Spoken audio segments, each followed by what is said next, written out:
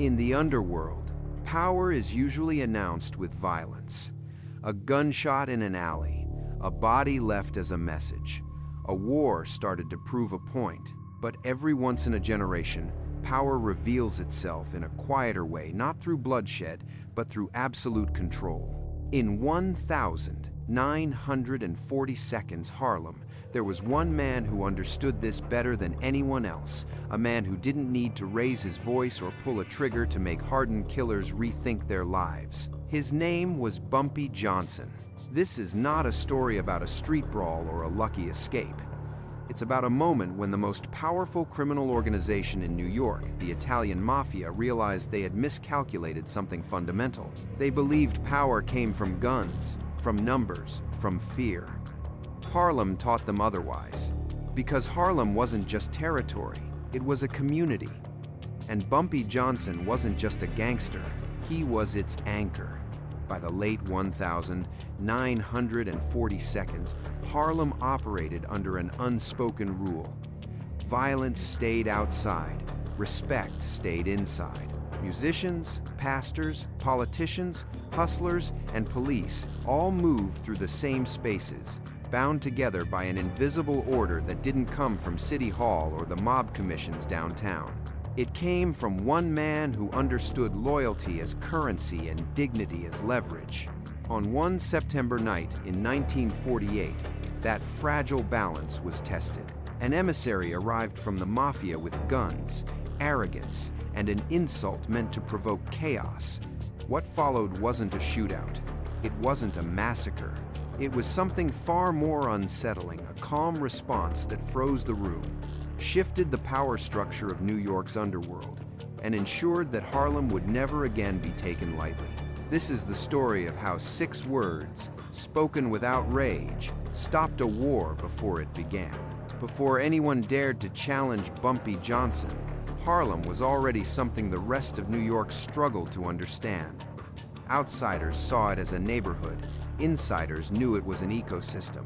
By the late 1,940 seconds, Harlem had its own rhythm, its own economy, and its own rules, most of them unwritten, all of them enforced. This was a place shaped by segregation, police neglect, and political hypocrisy, where survival depended less on laws and more on relationships. Trust mattered more than paperwork. Reputation mattered more than titles.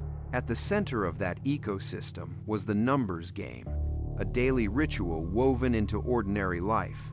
It wasn't just gambling, it was hope disguised as arithmetic. A few coins on a 3-digit number represented groceries, rent, school shoes, dignity. For thousands of black families locked out of banks and legitimate credit, the numbers racket was the closest thing to financial participation they had. Whoever controlled it didn't just control money, they controlled stability. But Harlem's power structure wasn't built like the Italian or Irish mobs downtown. There were no rigid hierarchies, no distant bosses hiding behind layers of enforcers. Power in Harlem had to be visible. It had to walk the streets, sit in restaurants, attend funerals, settle disputes in person. Anyone who ruled from the shadows wouldn't last long. Authority had to feel earned, not imposed. That's what made Harlem dangerous for outsiders. Guns could intimidate individuals, but they couldn't intimidate a community that had already endured decades of institutional violence. Every failed raid, every corrupt arrest, every broken promise from City Hall had taught people one lesson. Protection only mattered if it came from someone who lived among them. By the late 1,940 seconds, Harlem functioned on balance. Violence existed, but it was controlled. Disputes happened, but they were contained. Certain places were understood as neutral ground, spaces where arguments paused and respect took over. This wasn't accidental. It was the result of years of quiet enforcement, careful negotiation, and an unspoken understanding that chaos would destroy everyone. To the Mafia families south of Harlem, this balance looked like an opportunity. They saw money flowing without their permission, territory operating outside their hierarchy. What they failed to see was the cost of disrupting that balance. Harlem wasn't held together by fear alone. It was held together by memory, loyalty, and shared survival. And anyone who underestimated that was stepping into a fight they didn't know how to win. That misunderstanding set the stage for everything that followed. Bumpy Johnson didn't rise in Harlem by doing what other gangsters did better. He rose by doing something most of them never understood at all. He treated power as a relationship, not a weapon. While other bosses ruled from distance and fear, Bumpy ruled through presence. He was seen, he was accessible, and that visibility wasn't recklessness, it was strategy. In Harlem, people didn't follow orders simply because they were afraid. They followed people who showed up when the system didn't. When a landlord threatened eviction, when a hospital bill crushed a family, when the police decided someone was guilty before asking questions, Bumpy's name carried weight, not because he demanded obedience, but because he intervened. Over time, those interventions created something stronger than fear, obligation mixed with respect. This was a radically different model from the Italian Mafia's structure. Downtown, power flowed vertically. Orders moved down, money moved up, bosses insulated themselves, protected by layers of soldiers and protocol. Harlem didn't work that way. Any man who tried to rule it from behind closed doors would lose legitimacy fast. Authority had to be earned face to face, day after day, in public. Bumpy understood that instinctively. He spent time in the same places as everyone else: restaurants, streets, churches. He didn't hide his routine because routine created predictability, and predictability created trust. People knew where to find him, and more importantly, they knew he wouldn't disappear when things went bad. That consistency became his shield. What outsiders mistook for softness was actually discipline. Bumpy avoided unnecessary violence not because he feared it, but because he understood its cost. Every reckless act weakened the fabric holding Harlem together. And if that fabric tore, no one, not even him, would be able to control what followed. Order, in his world, was not the absence of violence. It was the careful containment of it. This is why Harlem stayed stable while other neighborhoods burned through cycles of retaliation. Conflicts were settled quickly. Lines were clear. Respect wasn't optional, but it wasn't enforced randomly either. It was earned, reinforced, and defended collectively. To the Mafia families watching from the outside, Bumpy looked like an anomaly, a man with influence but no formal title they recognized. What they failed to grasp was that he didn't need their approval. His power didn't come from a commission vote or a blood oath. It came from something far more difficult to dismantle: a community that believed in him, and that belief would soon be tested. To the Italian Mafia, Harlem wasn't just another neighborhood north of Midtown. It was an anomaly, a lucrative one. By the late 1942, New York's underworld operated on an unspoken assumption: every major stream of illegal revenue ultimately flowed through them. Gambling, labor rackets, construction kickbacks, nothing significant moved without their approval. Harlem's numbers operation broke that assumption completely. The numbers game generated steady cash with minimal risk. No trucks to hijack, no shipments to intercept, no visible crimes that demanded constant violence.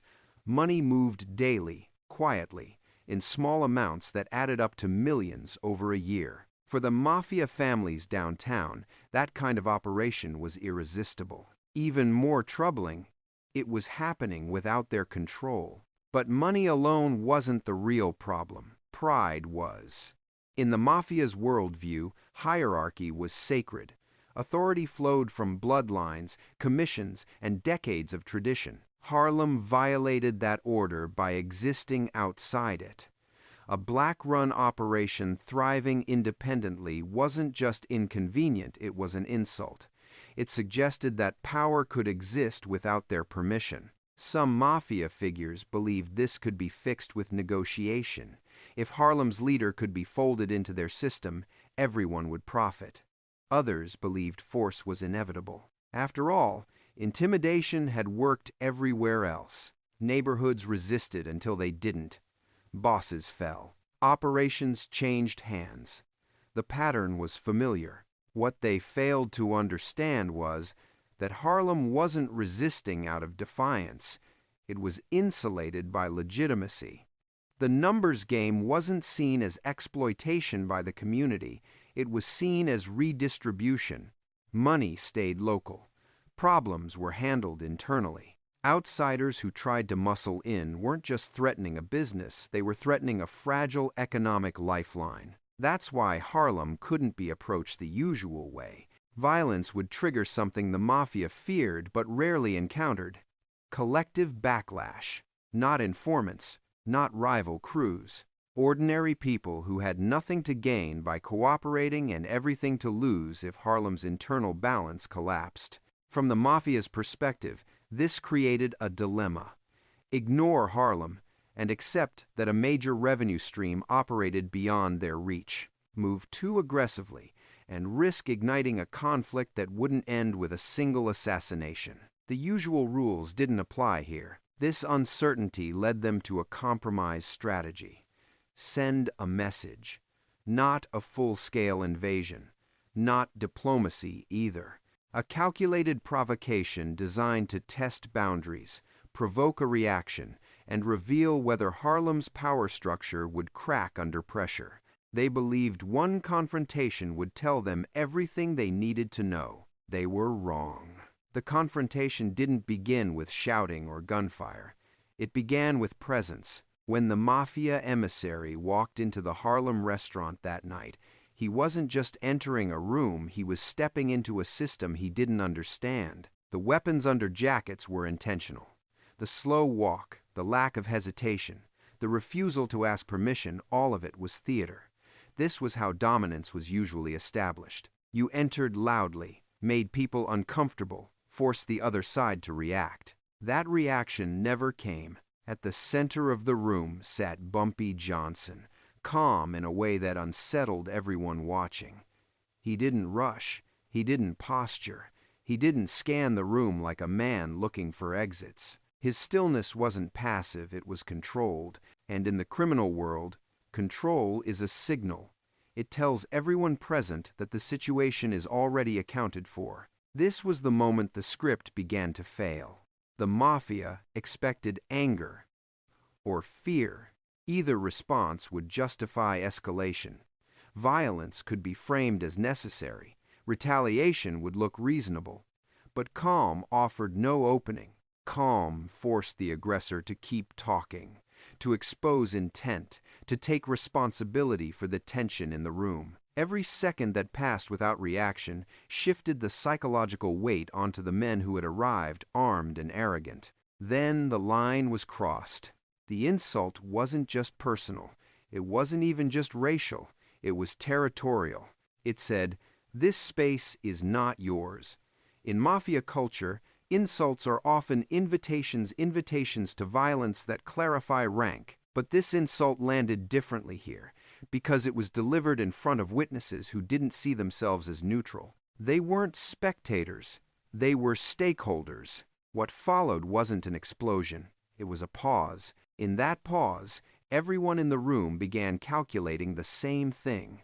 What happens next? The armed men realized something was wrong. The expected fear wasn't there. No one screamed. No one ran. Faces didn't turn away. They watched, waiting, not for chaos, but for direction. That's when the balance of power became visible. Bumpy didn't issue orders. He didn't call for weapons. He simply made the reality of the room impossible to ignore.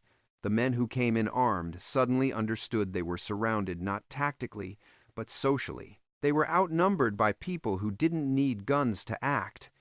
People who knew the exits, people who knew the neighborhood, people whose loyalty couldn't be bought or threatened away in a single night. In that moment, violence became the worst possible option. If a shot was fired, there would be no clean escape, no controlled fallout. The consequences wouldn't stop at the restaurant door. They would ripple through Harlem, block by block, in ways no mafia commission could manage or contain. The realization settled slowly, and it was terrifying. This wasn't a man protecting territory. This was a man demonstrating sovereignty. And once that difference became clear, the confrontation was already over, even though no one had moved yet. What ultimately broke the standoff wasn't a threat.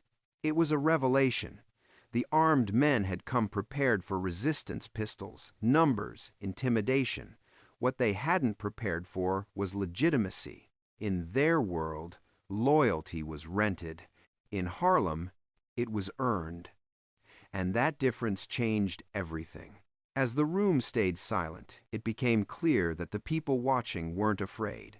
They were alert, not panicked, not frozen, waiting. That distinction mattered. Fear scatters crowds, readiness binds them. The mafia men understood crowds very well, but only in one context: mobs that fled, whispered, or later talked to the police. This crowd did none of those things. The reality was simple and brutal. Every person in that room had a reason to be there beyond dinner. Some had been helped when no one else stepped in. Some had been protected when the system failed them. Others had simply lived long enough in Harlem to know who kept order when things fell apart. None of that loyalty was enforced at gunpoint, and that made it impossible to dismantle quickly. This is where outside power collapses. You can assassinate a leader, you can terrorize a neighborhood, but you cannot easily erase a network of shared obligation without turning the entire area hostile. The Mafia knew how to win wars against rival crews. They did not know how to win wars against communities. The men with guns began to understand that pulling a trigger wouldn't end the situation, it would multiply it. Even if they survived the room, they would still be trapped in a place where every face became a liability. Streets would close, information would vanish, escape routes would disappear, Harlem would become opaque, hostile, and uncontrollable. That's when violence stopped being power and started being weakness. This was the moment the Mafia's leverage evaporated, not because they lacked force, but because force no longer guaranteed outcomes. The cost of escalation had become unknowable, and in organized crime, uncertainty is deadly. A boss can forgive failure. He cannot forgive chaos that spreads beyond control. The balance tipped decisively then. The armed men were no longer testing limits. They were calculating exits.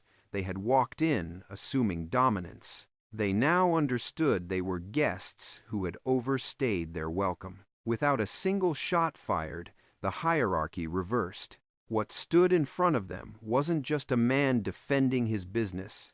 It was a social structure defending itself quietly, collectively, and without hesitation. And once that truth settled in, the decision became obvious: back down, or unleash something far larger than a simple turf war. The Mafia had come to measure Harlem's strength. They finally understood the measurement. The night ended without bodies on the floor, without sirens in the street, without headlines the next morning.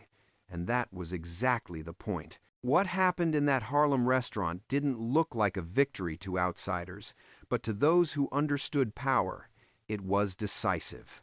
From that moment on, Harlem was no longer seen as a prize to be taken. It was recognized as territory that carried consequences. Bumpy Johnson didn't expand his empire that night. He protected it, and in doing so, he taught the Mafia a lesson they rarely had to learn. Violence is only effective when the people around you accept it as legitimate. In Harlem, legitimacy didn't come from fear. It came from trust, memory, and shared survival.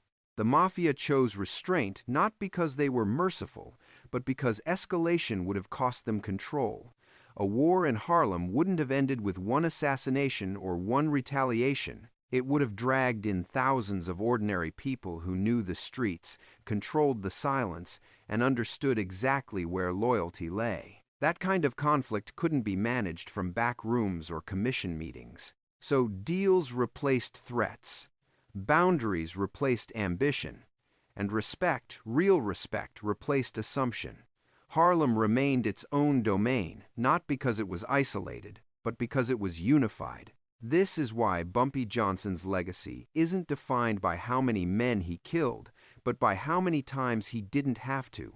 His strength wasn't in intimidation, it was in restraint. He understood that the most durable power doesn't announce itself loudly.